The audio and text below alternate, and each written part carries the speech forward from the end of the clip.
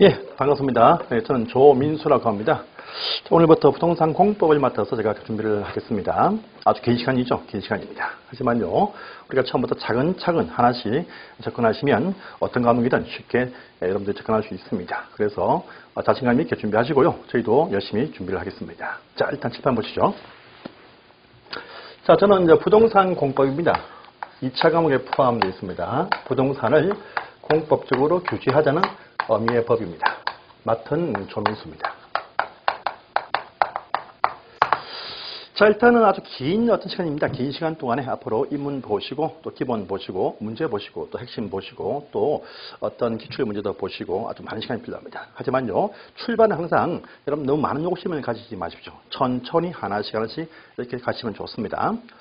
자, 일단은 우리 시험은요, 1차가 있죠. 1차 시험이 있고 또 2차 시험이 있습니다. 이것을 구분해서 시험 보는 것이 아니고 하루에 시험을 다 보십니다. 하지만 저 2차 시험은요, 1차 시험을 합격을 하신 분들 안에서 채점이 됩니다. 또는 그 해년도 안 되시면 그 다음 년도 2차가 유예가 있다는 것이죠. 그래서 길게 보시면 1년 한 8개월 또는 2년 정도 시간을 두고 보시는데 그럴 필요 없습니다. 지금 이 시간이 11월 달입니다. 11월 달이면 충분하게 앞으로 한 12개월 동안에 공부할 수 있는 시간이 충분합니다. 그래서 지금부터는요, 지금부터 하시는 분들은 같이 출발한다. 이렇게 하시면 됩니다. 그래서 우리 시험은 1차에서 여러분들이 아시는 그 민법이라는 과목이 있고 또 부동산 학개론이 있죠. 학개론이 있는데 이것들은 말입니다. 기본적인 어떤 소양을 평가한다. 이렇게 여러분들이 평가를 하시고요. 실제 2차 시험이 전문성을 평가한다. 전문 과목들이 여기에 포함이 되어져 있습니다. 그래서 2차 보시면 첫 번째 중개사 하시니까 중개사법이라는 법을 또 배우십니다. 중요한 법이겠죠? 앞으로 실제 현업하시면 실제 많은 사건, 사고가 발생합니다. 이 대비하기 위해서 충분히 준비가 되어야 됩니다. 자, 또 2교시입니다. 보시면 저희 시험 부동산 공법이라는 과목이 2교시에 포함이 딱 되어 있습니다. 여러분들이 앞으로 실제 현업을 하시면요, 이 부동산 공법이라는 과목이 굉장히 중요하다는 것을 파악을 하십니다. 왜냐하면요, 실제 전문성이 여기서 다 표현됩니다. 그래서 토지를 바라보시는 눈, 그리고 건물에 대한 각종 어떤 계획을 세우는 방법들, 모든 것이 공법적인 상황입니다. 그래서 앞으로 실력 있는 중개사가 되기 위해서는요, 부동산 공법을 탄탄하게 준비를 해 놓으실 필요가 있습니다. 그래서 시험을 위해서도 준비가 필요하지만 현업 가시면 항상 공법에 관한 실무에 관한 그 책들을 참고하십니다. 그래서 중요합니다. 그래서 공법은요, 처음부터 시험 대비용이지만은 내가 중개사가 되었을 때 진짜 실력 있는 중개사가 되기 위한 가장 중요한 밑받침이 공법이다 하시고 저와 친해지시면 좋습니다. 자, 세 번째 보시면 또 있습니다. 부동산 세법 아주 중요하죠. 또 권리 파악을 위한 부동산 공시법이 3교시에 묶어서 시험을 봅니다. 그래서 요 네 가지 법률 상태가 가장 중요한 우리의 전문성이 평가된다 해서 중요한 과목입니다. 그러니까 2차를요, 등한시하지 마시고 이왕 공부하시는 김에 좀 깊이 있게 공부를 차근차근 해놓으시면 나중에 바로 개업을 할 수 있는 밑받침이 될 수가 있습니다. 그래서 일단 1차 중요하지만 2차도 참 중요하다 이렇게 아시고, 항상 우리 수험생분들께서는요, 2차를 조금 소홀히 하시고, 특히 제가 맡은 공법은요, 좀 내용이 많다 보니까 많은 분들이 과락 맞는 기자 또는요, 반만 맞추자 이렇게 가시는 분이 많습니다. 만만. 그러면요, 실제 여러분들이 실제 현업에서도 반밖에 승률이 없습니다. 그래서 이왕 내친거는 공부하시는 김에 조금 더 욕심을 가지시고 공법도 한 70점 정도를 받을 수 있다 이렇게 준비하시고 가시면 되겠습니다. 자, 그렇게 준비를 하겠습니다. 자, 일단 부동산 공법부터 바로 설명을 하겠습니다. 자, 인문이죠. 인문이니까 상상 깊이 있는 설명은 사실 없습니다. 없고요. 요 인문서가 지금 책이 나왔습니다. 아주 이쁘게 책이 잘 나왔어요. 그래서 제가 인문서를 쭉 훑어보니까 요 인문서만 잘 보셔도 충분하게 과반 이상의 득점은 충분하겠다. 뿐 아니고 한 60점 정도의 배점도 가능하다. 이렇게 책이 상당히 잘 정리되어진 하나의 요약서입니다. 그래서 여러분들이 여차하시면 인문서 가지고 이걸 다 외우시면요, 70점 이상 점수를 낼 수도 있습니다. 책이 잘 되어 있습니다. 그래서 책 중심으로 수업을 하겠습니다. 자, 부동산 공법은 말입니다. 무엇이냐고 하니까 우리 부동산 상태에 대해서 공법적인 규제를 하기 위한 법이다 합니다. 부동산 하면 참 많습니다, 여러분들. 부동산이 뭐죠? 물건, 산이다. 또 움직인다, 동산입니다. 움직이지 않는 물건이 부동산이라 부릅니다. 동산, 물건인데 움직이지 않는 물건이다 합니다. 뭐가 있습니까? 참 많죠. 여러분 밟고 계시는 땅들, 건물들 움직이지 않죠. 물론 지진 나면 약간씩 움직입니다. 그런 부분들은 빼고요. 우리가 정착되어진 것들 중에서 가장 중요한 것이 토지입니다. 토지가 대표적인 움직이지 않는 부동산이다 이렇게 하시면 돼요. 그리고 요 토지에 바짝 붙여 있죠. 정착이 되어 있다. 정착 고정이 딱 되어 있으면 같이 움직이지 않게 되어 있다. 그래서 정착물도 부동산이다 부릅니다. 아주 많습니다. 뭐 다리, 뭐 교량, 또 철도, 또 뭐 있습니까? 각종 나무들 또 있습니다. 하지만 그 많은 것들은 제외하고요.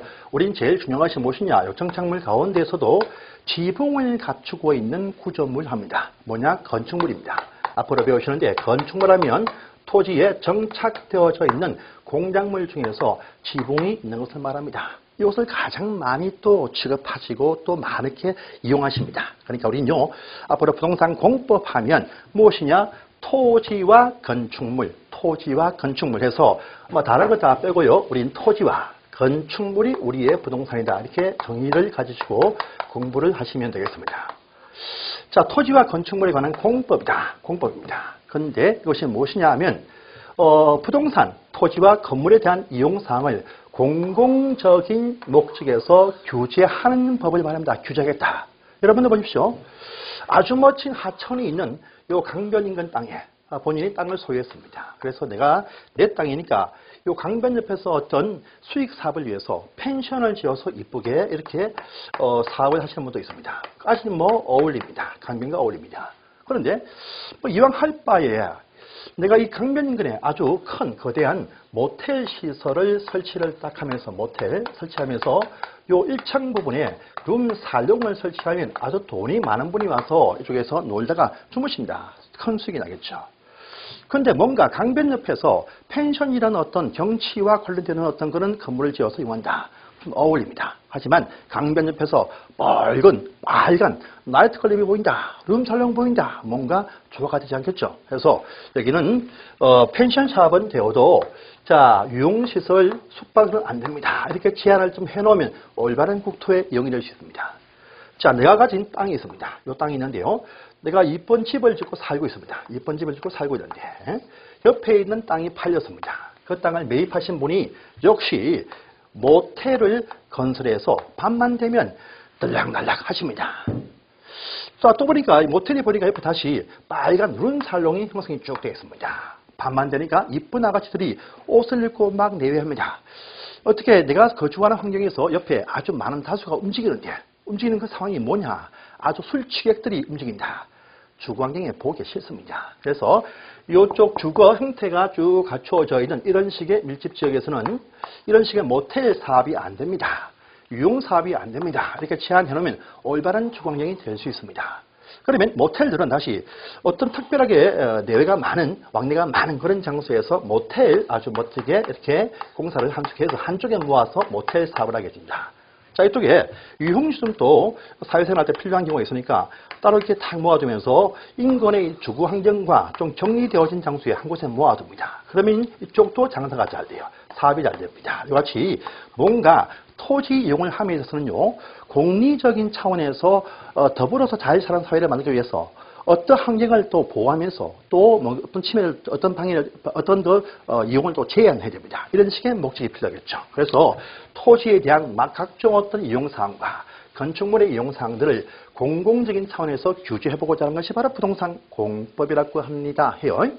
자, 이런 식의 참 목적이 많은 그런 것을 가지고 법이 참 많아요. 그래서 한국은요, 부동산에 대해서 공공적인 차원에서 규제하는 법률이 약 보시면 한 120개 이상이 있다고 합니다. 엄청나게 많습니다. 우리 한국의 법률 수는 말입니다. 물령 1300개 정도의 법률이 있는데 그 중에서 거의 한 10분의 1이 부동산 공법에 관한 사항이 담겨 있는 법이 이렇게 많다고 합니다. 이걸 다 배우셔야 되겠죠.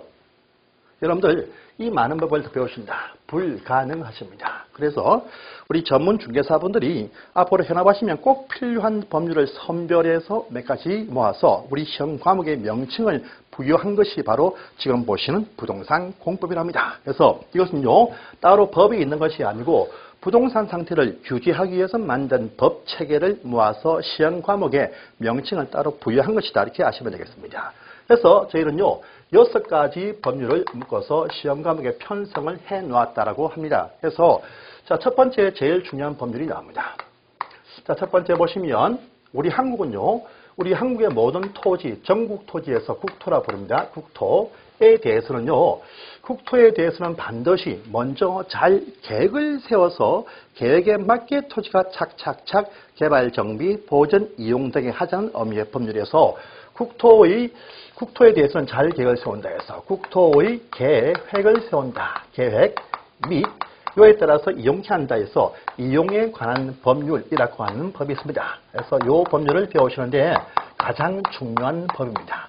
중개사업을 하시면 가장 중요한 법률을 항상 파악을 하실 중요한 법입니다. 이 말은요, 우리 한국의 모든 토지는 반드시 어떠한 계획이 세워져 있다. 이 계획에 맞게 토지가 개발, 정비, 보전, 이용되게 한다면 아주 합리적인 이용될 수 있게 해준다. 라는 의미의 법률입니다. 그래서 우리 한국은 앞으로 배우십니다. 모든 땅, 저 산 위에 있는 땅이라든지 또 강변에 있는 땅, 주거지역 안에 있는 땅, 상업지역 내에 있는 땅들, 모든 땅들이 이렇게 이용하세요라고 발표되어진 계획대로 토지가 이용된다고 합니다. 그래서 국토는 계획을 세워서 이용케 한다는 의미의 법률 중요합니다. 그래서 이 법에서 보시면 12문제가 우리 시험에 나오고 있습니다. 그래서 건 3분의 1이 여기에 포함이 되어 있으니까 중요합니다. 이 법을 아셔야 앞으로 향후에 배우실 개발에 관한 개발법, 정비사업을 위한 정비법, 각종 건축법, 주택법 다 여기서 파생되어서 나온다. 이렇게 아시면 되겠습니다. 중요합니다. 해서 배우시고요. 자, 그 다음에 보시면 그러면 이 이용사항이 무엇이냐라고 하니까요. 우리 토지에 관한 이용사항은 크게 말하면 빈 땅에 없는 곳에 건물을 올립니다. 할 때 보시면 신개발한다랍니다. 개발한다. 그래서 토지 이용사항은 개발을 합니다. 개발해요.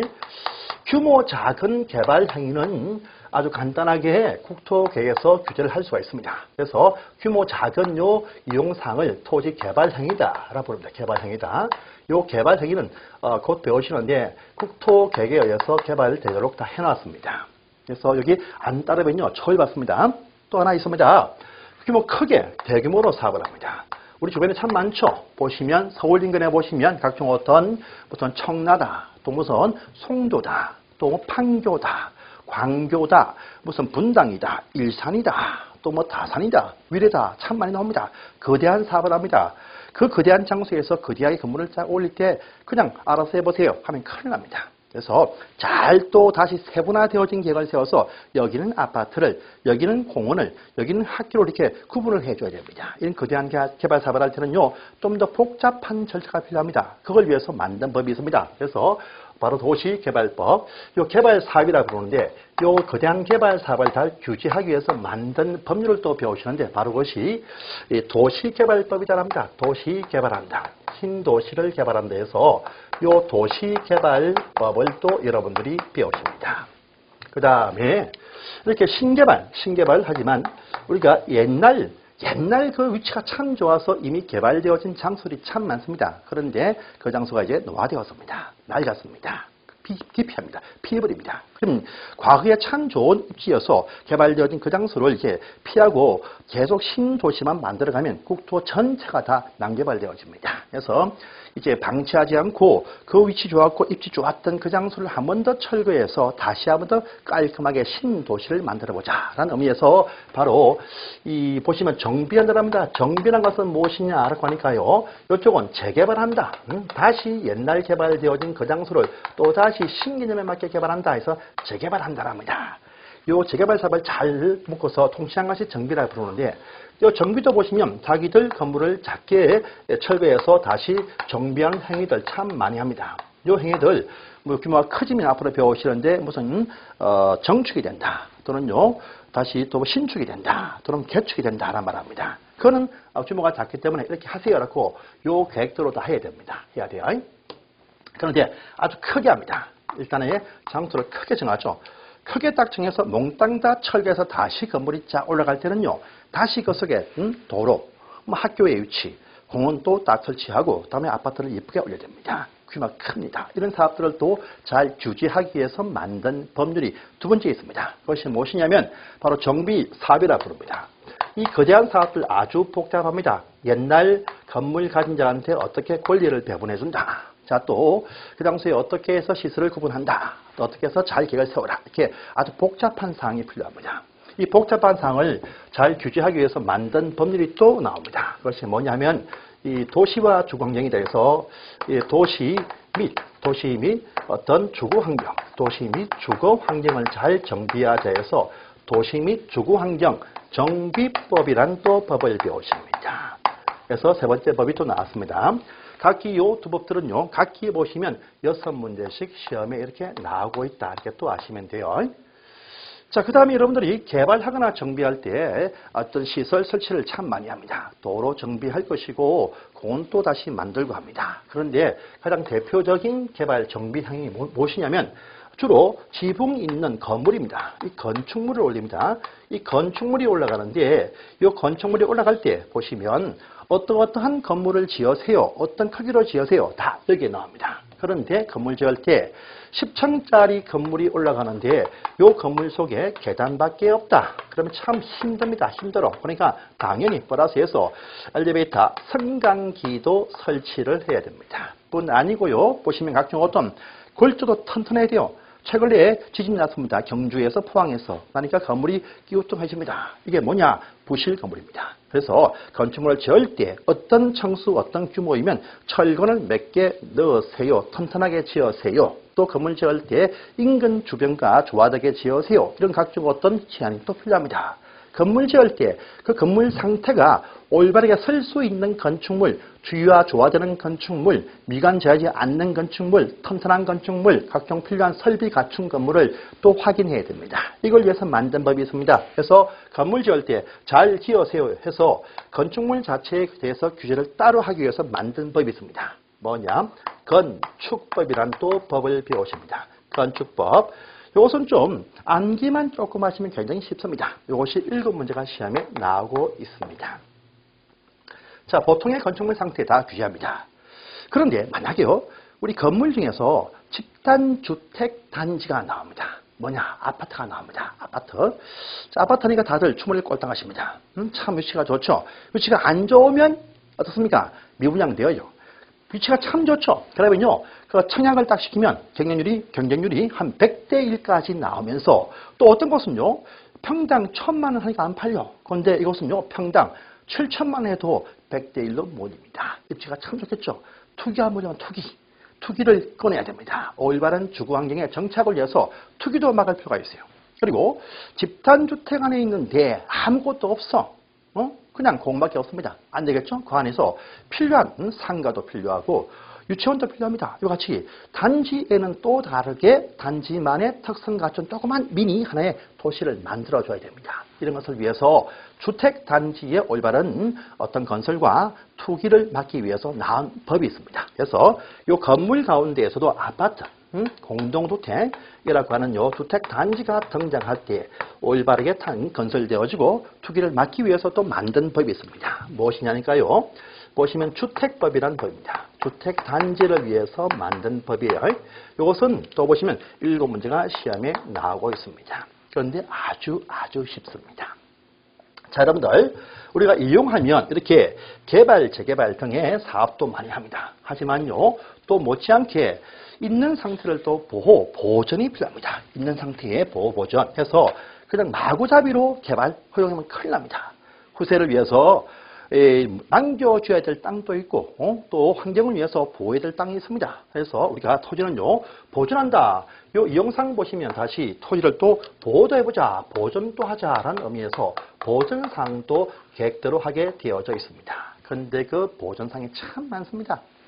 문화재 보존, 여러분 생태계 보존, 또요 각종 어떤 중요한 시설 보존, 그다음 각종 어떤 역사 자원들 보존, 또 해양 보존, 하천 보존, 산지 보존, 참 할 게 많습니다. 특히 우리의 먹거리죠. 농지에 대해서 보존이 꼭 필요합니다. 여러분들, 우리 한국은요, 농산물 수입국입니다. 아무리 벼가 나온다 해도요, 지금 국토의 먹거리에, 우리 국민의 먹거리에 2분의 1이 수입입니다.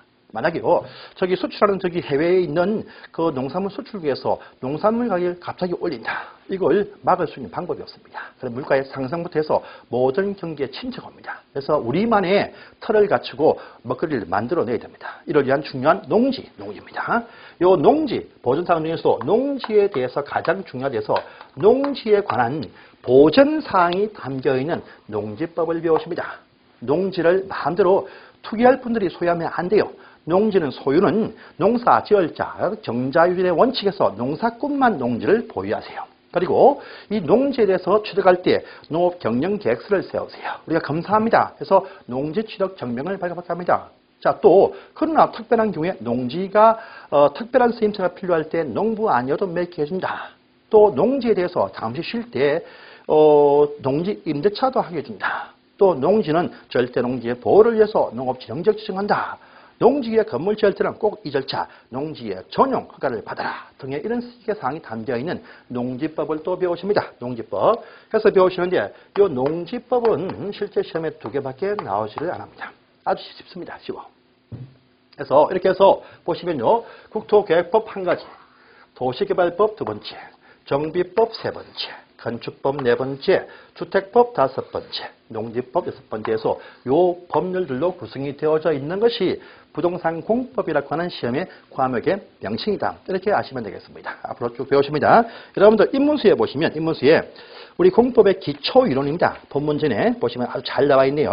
첫 번째 칸에 보시면 부동산 공법의 개념 나와 있습니다. 꼭 읽어보십시오. 첫 번째 할 때는요. 또 두 번째입니다. 공법의 대상 법률이 있죠. 구성 지금 설명이 되었습니다. 그래서 이렇게 해서 양페이지에 관한 설명이었습니다.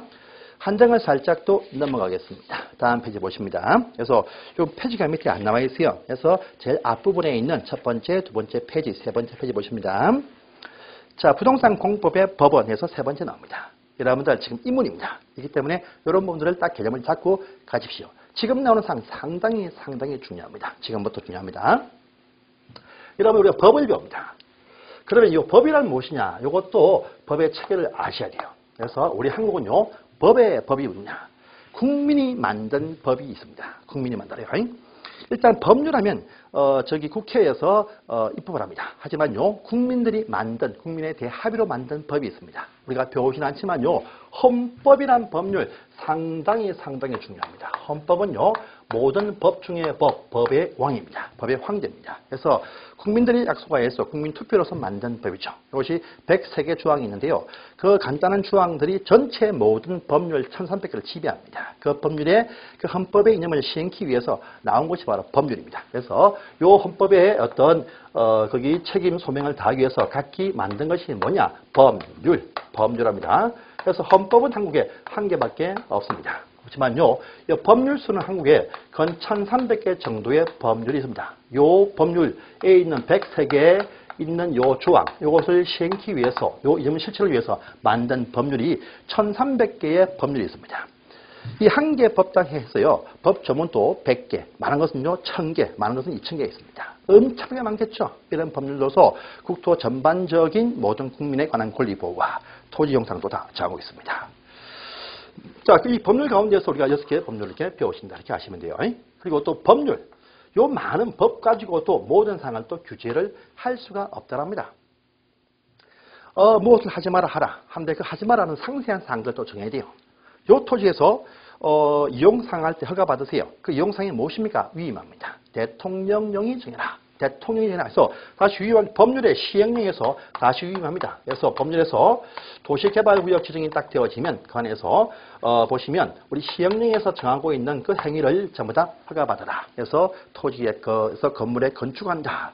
공작물 설치한다. 건물을 대수순한다. 건물의 용도를 바꾼다. 또 물건을 쌓아둔다. 토지의 형질을 바꾼다. 토지를 분할한다. 모든 사항들 위임에서 정해라. 해서 이 위임 사항들이 바로 법률 시행령이라 부릅니다. 시행령.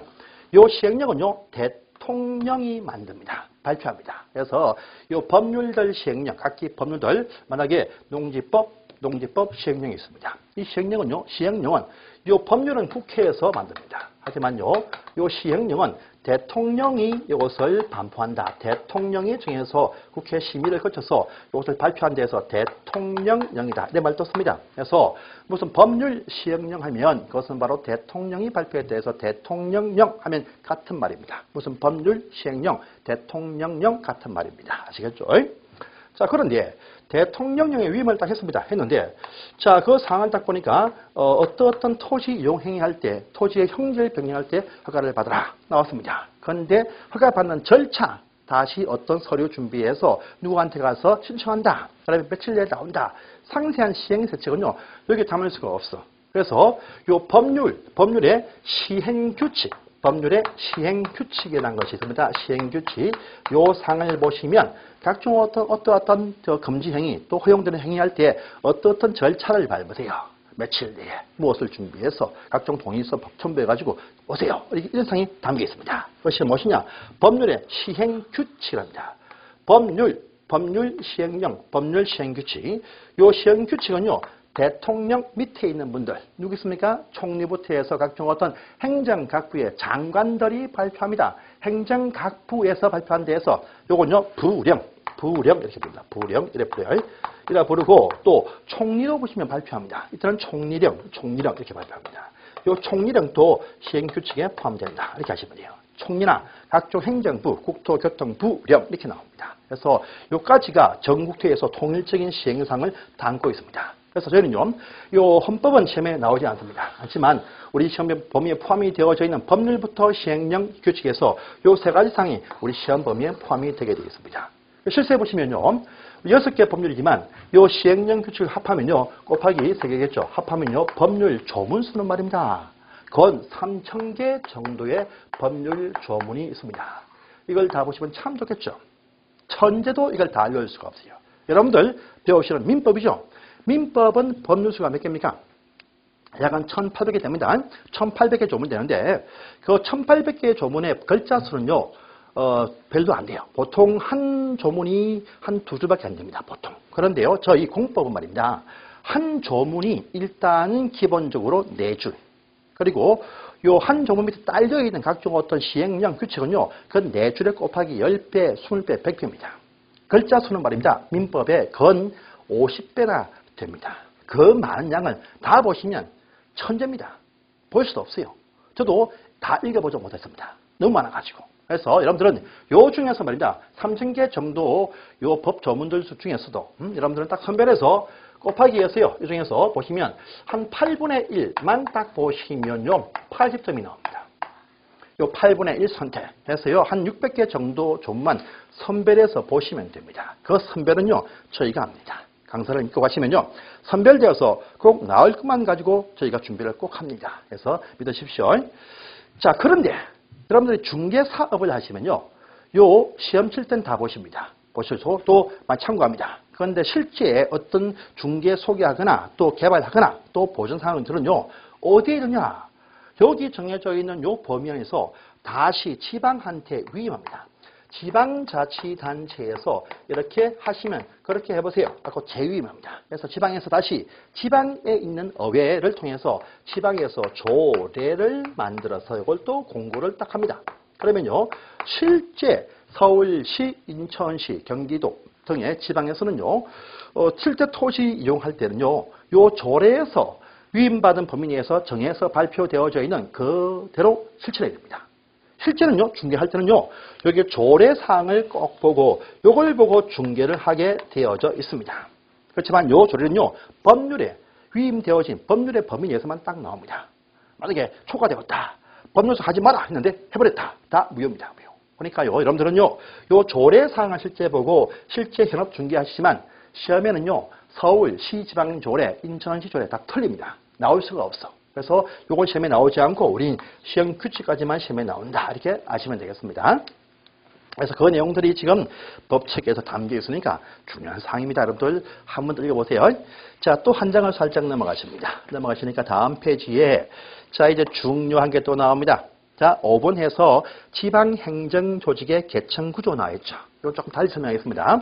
여러분들, 자, 일단 법을 지우겠습니다. 그러면 부동산 상태를 규제하는 법 체계를 말하는데 이러한 공법적인 사항을 누가 감독을 하고 누가 이것을요 지시, 집행을 하겠습니까? 이건요 공법하면 행정청입니다. 행정청, 행정청에서 법에서 주어진 그 권한 범위 안에서 대국민들, 대시민들 이 이용하는 토지 상태를 규제합니다. 그래서 이 공법하면 공공적인 이익을 위해서 규제하는 법 체계입니다. 규제 누가 하느냐 하니까 법에서 정해준 그 범위 내에서 법에서 위임해준 그 행정청에서 시민들의 국민들의 토지 상태를 규제합니다. 그래서 딱 보니까 그거 하지 마세요. 그거 하세요. 라는 것이 법에 위임받은 범위 내에서 행정청이 그 명령, 각종 어떤 인가, 허가, 승인을 하게 되어 있습니다. 그래서 행정청이 규제합니다. 자, 그러면 규제할 때 행정청의 구분입니다. 구분. 일단은 전국토 단위에서 통일적인 규제가 필요할 때에는요, 누가 하느냐라고 하면요, 자, 대통령이 토지 이용사항을 규제 책임자이십니다. 그런데 그 양반이 할 일이 많죠. 뭐 있습니까? 외교, 군사, 국방, 각종 어떤 내치, 외치, 각종 어떤 교육, 문화, 사업 할 게 참 많습니다. 많으니까 토지에 대해서만 따로 나의 결재를 받을 때 당신이 결정하세요. 라고 위임했습니다. 누구냐면요. 바로 국토교통부 장관이다. 국토교통부 장관에서 지금은 김현미 장관입니다. 이 국토교통부 장관이 전국토의 통일적인 각종 결정권자가 된다 보면 됩니다. 그래서 전국토 단위에서 통일적인 지침을 위해서 국토교통부 장관이 이제 각종 어떤 법의 명령을 하고요. 각종 어떤 인가, 허가 사무까지 하는 경우도 있습니다. 그래서 국토장관 하면 전국 단위에서의 통일적인 제일 책임자이다. 이렇게 아시면 돼요. 그런데 어마어마하게 큽니다. 우리 한국의 땅은요, 보시면 약 10만 4천 제곱킬로미터의 면적이 있습니다. 이것이 제가 어릴 때 학생 때 보시면 9만 9천에서 9만 9천. 근데 벌써 요 사이에 5천 제곱킬로미터가 더 생겼습니다. 계속 한국 땅이 커지죠. 뭐 때문입니까? 새만금, 송도, 청남 뭡니까? 바다의 어떤 간척지를 매립해서 땅으로 만들어서입니다. 계속 땅을 크게 만들고 있습니다. 계속 커져요. 앞으로 아마 10만 한 11만까지 땅이 커질 거라 이렇게 계획이 서 있습니다. 있는데 지금은 14만입니다. 10만 4천. 그런데 요 큰 땅에서 다 통일적인 어떤 지침을 줄 수가 없습니다. 강원도의 토지 용상과 서울시의 토지 용상과 저기 있는 목포시의 토지상이 다 다릅니다. 달라요. 서울시는 항구가 없어. 배가 들어간다. 말 되겠습니까? 말도 안 돼. 그러니까요. 인구는 1,000만 아닙니까? 저 강원도 평창군 가시면 인구 7만 명입니다. 땅은 서울보다 커요. 그러니까 이용상이 같을 수가 없습니다. 해서 다시 위임을 딱 합니다. 그래서요. 광역지방자치단체다 해서 위임을 한 것이 무엇이냐 하니까 서울특별시 인구가 참 많습니다. 인천광역시도 거대하게 큰 도시입니다. 그 다음에 도지사한테 위임했다 해서 특광도 단위로 다시 위임을 했다라고 합니다. 해서 이쪽에 있는 책임자가 누구냐니까 서울특별시장, 인천광역시장, 또 경기도지사 해서 묶어서 부를 때 보시면 계속 이렇게 나옵니다. 시도지사다. 이 표현이 자주 나옵니다. 시도지사. 자, 시도지사 앞에 붙는 시란 말이 딱 나올 때에는 평창시를 말하지 않습니다. 도와 분리되어서 따로 권한이 있는 바로 서울특별시와 인천광역시를 말한다 해서 도 이렇게 해서 시도 나오면 서울특별시, 인천 등 광역시 도를 말한다라고 합니다. 그런데 또 있죠? 뭐 있습니까, 여러분들? 자, 도 가운데에서 특별화돼서 자치권이 몽땅 부여되어 있는 제주도입니다. 제주도. 특별자치도라 부릅니다. 자, 또 특별한 시 있죠? 행정수도 어디입니까? 세종시 특별자치시도 요 위치에 있습니다. 그래서 인구의 분포는 좀 작아도요. 특별자치시, 특별자치도도 특관도, 시도 위치에 있다. 이렇게 여러분들이 아시면 되겠습니다. 그래서 앞으로 이 표 잘 나옵니다. 시도 란 표현 나오면 특별시, 광역시, 특별자치시, 특별자치도, 도를 말한다. 이렇게 아시면 돼요. 그런데 다시 또 광역지방자치도 아주 큽니다. 경기도 아주 크죠. 경기 북부, 남부 엄청난 개발되고 있습니다. 강원도는 땅만 크다 뿐이지 개발된 게 별로 없죠. 이같이 거대한 그 지역도 통일적인 관리하기 힘듭니다. 다시 또 위임합니다. 위임해요. 해서 서울시에 보시면 각종 26개의 구를 두고 있다라고 합니다. 해요. 또 인천시에 보시면 인천시도 서구, 중구 등의 구가 있습니다. 있어요. 그런데 인천시는 잘 보시면 또 구뿐입니까? 뭐 있죠? 저쪽에 연평도 저 어디입니까? 거기 보시면 옹진군 있습니다. 또 거대한 땅 넓이, 땅 큰 섬 하나 있죠. 강화도, 강화군입니다. 강화. 그래서 인천시는 구뿐 아니고 군도 두고 있다라고 합니다. 구군 다 두고 있습니다. 서울시는 군은 없어요. 그런데 저 대구시 달성군 또 있습니까? 각종 어떤 지방마다 군을 두는 곳도 있습니다. 부산시 보시면 뭐더라? 기장군 있고요. 광주시도 보시면 그 옆에 군이 있죠. 다 군이 한두 개씩 붙어 있는 곳도 있습니다. 그래서 자 있는데 도입니다. 도는 군이 참 많죠. 군이 참 많아요. 경기도 가평군 또 양평군 등이 있습니다. 또 뭐 있습니까? 각종 시 엄청 많죠. 성남시, 일산시, 성남시, 고양시, 또 많습니다. 엄청 많아요. 각종 어떤 시도 두고 있다라는 구군시라 부릅니다. 구군시. 기초지방자치단체라고 부릅니다. 기초. 주민이 뽑는 마지막에 있는 행정청입니다. 요 밑에는 안 뽑아요. 여러분들, 동장, 업장, 임명합니다. 임명해요. 뽑지 않습니다. 그래서 구군시까지만 딱 임명합니다. 이것이 통칭해서 부를 때 반대입니다. 시장, 군수, 구청장 이렇게 부릅니다. 그래서 시군구 하면 바로 시도 밑에 있는 제일 하위에 말단 행정청 시군구를 말합니다. 시군구. 자, 그래서 시장, 군수, 구청장이 마지막 단계에서 위임받아서 책임을 이행합니다. 그런데 자, 경기도에 보시면 여러분들 성남시 있죠. 성남시장, 이재명 시장 있는데 성남시가 있는데 성남시 보시면 또 뭐가 구가 있죠. 분당구, 천당입니다. 분당구. 농담이고요. 그 다음에 여기 뭐 있습니까? 또 보시면 중원구 있습니다. 또 부천시에 원미구 있습니다. 수원시에 팔달구 있습니다. 자, 경기도 밑에 있는 요 시인데, 시 가운데에서, 요 시입니다. 요 시 가운데에서 자체적으로 구를 두고 있는 시가 있습니다. 구. 그래서, 안양시, 동안구 등이 있습니다. 이런 구는요, 주민이 뽑는 구가 아닙니다. 행정청에서 임명합니다. 해당 그 시장이 임명합니다. 그래서 인구 50만 이상 되는 인구가 50만 이상 되는 인구를 가진 시이면 자체적으로 다시 분구해서 구를 두는 경우도 있습니다. 요구는요, 요구와 같은 구의 성격이 아닙니다. 우리가 토지 이용을 집행하고 감독은요, 우리 주민이 뽑은 자만이 할 수 있어요. 뽑지 않은 임명하는 구를 두는 곳은 일을 할 수가 없어요. 비록 위임받아서 행정청 내부에서 처리는 하지만 결재권자가 아닙니다. 그래서 해당 시장이 결재를 항상 하게 되어 있어요.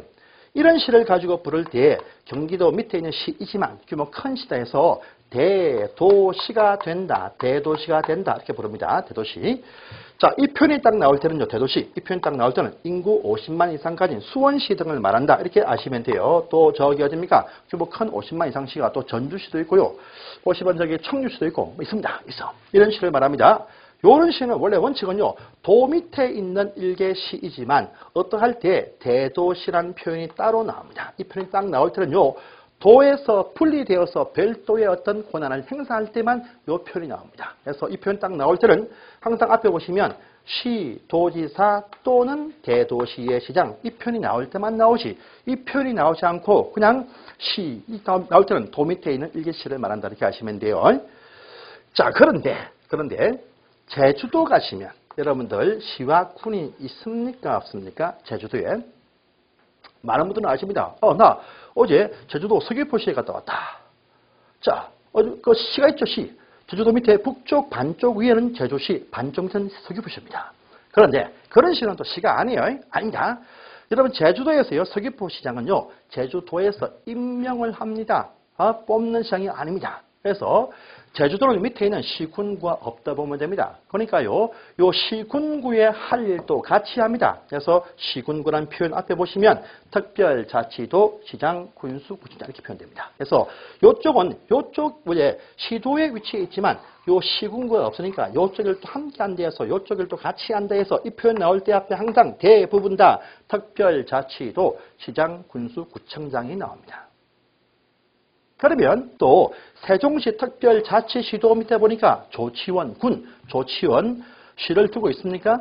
있습니까? 아닙니다. 조치원은 업이에요. 업. 밑에 시군구가 없습니다. 그래서 역시 특별자치시도 요일을 같이 한다 이렇게 보시면 됩니다. 그래서 시군 구청장 앞에는요. 특별자치시장, 특별자치도지사 또는 시장, 군수, 구청장 이렇게 붙어서 나옵니다. 그러니까요. 특시특별한 표현이 딱 나올 때는 위에도 포함되고 시도에도 포함되고 시군구에도 포함이 된다. 전부 다 포함된다. 이렇게 아시고 보시면 아무런 문제가 없습니다. 그래서 이 표현 나오든 안 나오든 빼버리고 항상 그냥 구분상 국토교통부 장관, 시도지사, 시군구청장 이렇게 아시면 되겠습니다. 그리고 대도시라는 표현이 나올 때는 항상 요 시도의 위치에서 분리되어서 또 다른 권한 줄 때만 나온다. 간혹 나온다. 이렇게 아시면 되겠습니다. 그래서 여기까지가 행정청의 구분이었습니다. 자, 이렇게 보시고 이제 오른편을 보시면 이제 국토계획법부터 책이 쭉 흘러갑니다. 이건 다음 시간부터 보겠습니다. 감사합니다.